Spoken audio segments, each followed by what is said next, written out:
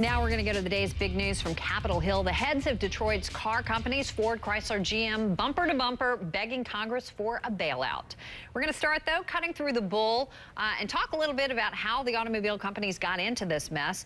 Number one, Americans finally starting to turn their backs on those 12-mile-a-gallon SUVs. Yes, it took us long enough, but we are finally starting to get it. Now, I know gas prices have fallen back into the $2 a gallon range, but we all remember what it cost to fill up last summer when gas was $4 a gallon, and we all know that those days will come again. Which brings us to problem number two. Why isn't Detroit making what we want to buy now, or what we should be buying now? Where are the hybrids? Where are the batteries? Where are the cars that get 70 miles a gallon? You automakers fought tooth and nail against improving fuel efficiency standards for years. You say all these new things are in the pipeline. You say we're going to get a 40 million or a 40 mile a gallon car in 2020. Americans need them now. And that brings us to problem number three, ignoring the competition. It seemed at times like American car makers think that car buyers are so blindly loyal will keep coming back despite the sticker shock for crummy cars that guzzle gas, that fall apart too soon and cost too much to repair.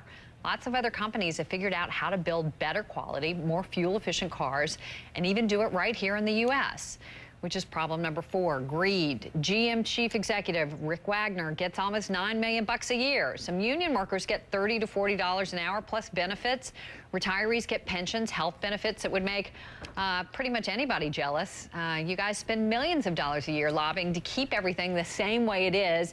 And now you're asking the taxpayers for $25 billion. Now, I don't know if a government bailout will rescue America's auto industry, but I do know if there is a bailout, it better come with a big, bright stop sign and a whole lot of strings attached. Now, to be fair, just a few hours ago, GM Chairman and CEO Richard Wagner told the Senate Banking Committee that none of those things are the real problem here. Let's listen to what he said. I do not agree with those who say we are not doing enough to position GM for success. What exposes us to failure now is not our product lineup, is not our business plan, is not our employees and their willingness to work hard, is not our long-term strategy. What exposes us to failure now is the global financial crisis.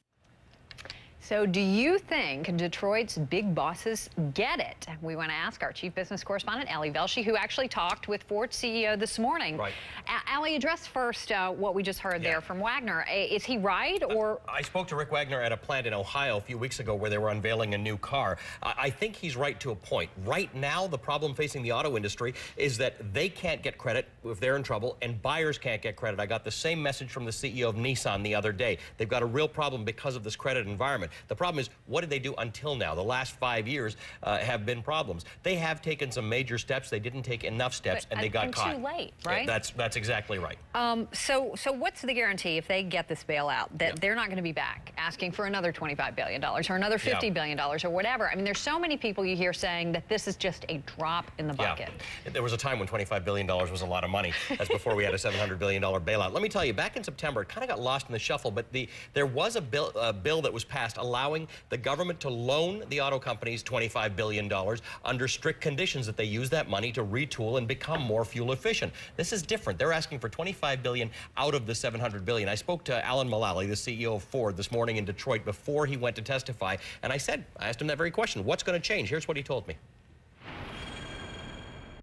Part of the condition of us accessing this money, if we need it, is that we would show the government that we have a viable business plan. And what that means is, as we all know, is that you have products that people want and they value, that you have a cost structure that is competitive, that your quality and your safety and your fuel mileage is competitive, and then you have a plan over time to increase your profitability and actually keep investing in new products. He's right on a lot of levels. They have improved their quality. In fact, real measures of quality show that these American cars are doing well. The Malibu from Chevrolet, Car of the Year. The Silverado is a great truck. Ford F-150, been the best-selling vehicle in America for more than 30 years. They've just introduced a new one. They know how to make cars people like. They just haven't been building those in fuel-efficient models. If GM gets its Volt out there, the Chevy Volt, that thing could have 100 miles a gallon. They have the technology. They need to get it out there and sell it to people, like you just said. Now, it's still a big sales job for taxpayers. I mean, we recognize that giving them the bailout, you're going to save a whole bunch of jobs, but how do you say, or how do you explain to people who aren't directly tied into the automobile industry in some way that they're going to get something out of this? They're going to get their money's worth. Yeah, and I again put that to Alan Mulally. Will people get their money back? They feel, the automakers feel that they have been struggling toward this line for a long time. They were almost there, like a thirsty man going for water, and they're almost there, and something has set them back. So they feel that if they get this bridge, by 2010, they can be back in business doing well. 2009 will be really bad, but they actually feel they can be profitable. There's no point in investing this money if they're not going to be profitable. Then rather just pay the workers to stay home. So do you believe them? I remain conflicted about this one. I think there are a lot. I think there are a lot of jobs at stake, and that, as you know, has always been my biggest concern. If one of these companies fails, there could be hundreds of thousands of people out of jobs. That's what I loosely put. With an enormous ripple effect through the economy. Ali Velshi for us tonight, making it as simple as you can possibly make it, given what we're dealing with here. Ali, thanks. Okay.